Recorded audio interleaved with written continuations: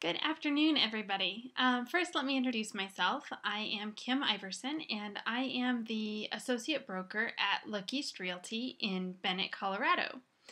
Many of you may or may not know, but I have been doing quarterly statistics for the sales along the I-70 corridor and some of the communities in eastern Colorado for the last about 3 years. And I've decided to try something a little bit different, and we're going to try to create this video blog every quarter where I go over the statistics and try to make them a little bit more interesting and relevant and a little bit more interactive.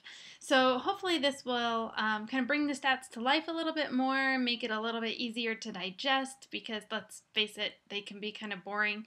But they're very important for the communities and also for the industry for us to kind of keep track of and keep up with.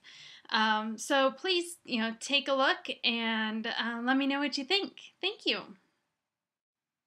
Okay, we're going to start off here with the second quarter sales numbers.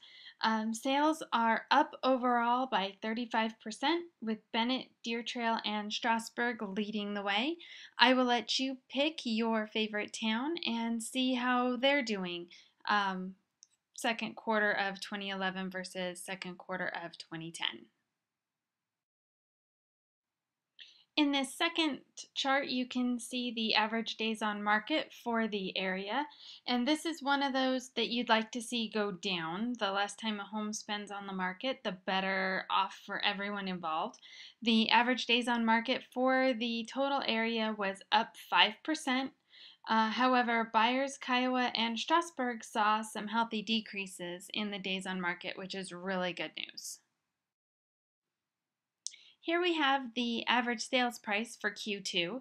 This is one of those that we'd love to see come up, but actually second quarter the average sales price is down by 1%. It's virtually flat, doesn't really concern me, especially with the increase in days on market and the increase in distress sales, which we'll see here in just a second. So overall, this is pretty good news. Stable is better than going down.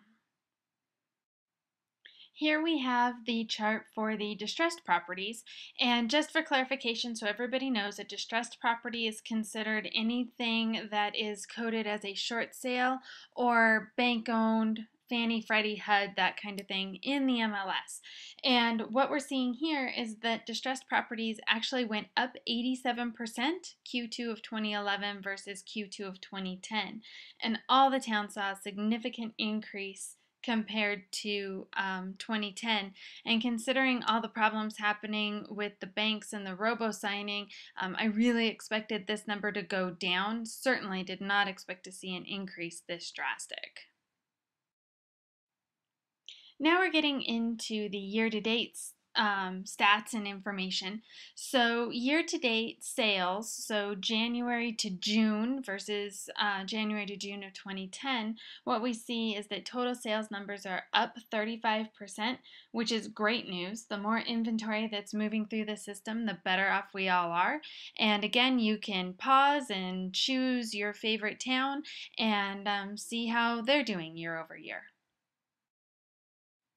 Here we have the year-to-date average days on market. This again is one of those numbers that we'd love to see go down, which we do. Year over year, average days on market is down 8%.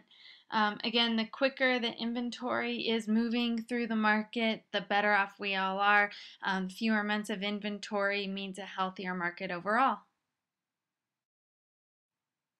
Here is the year-to-date distress sale chart, and distress sales are actually up 73% year over year.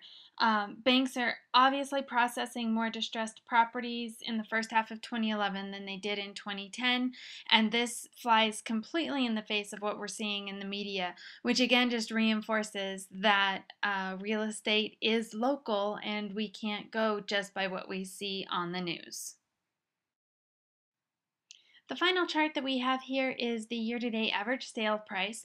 Again, this is one that we'd love to see go up. Unfortunately, year-to-date we're down 7%.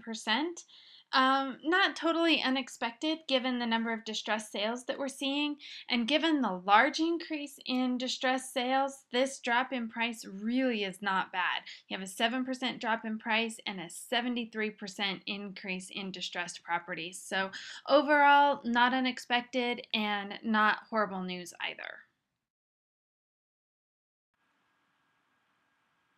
In closing, I just want to say thank you so much for tuning in. Hopefully this video blog helped make the chat stats and the charts and the graphs make a little bit more sense, and I'm going to give you a little bit more information about your local real estate market. And from both of us here at Look East Realty, we certainly hope that you'll consider calling us for any future real estate needs. Thank you so much.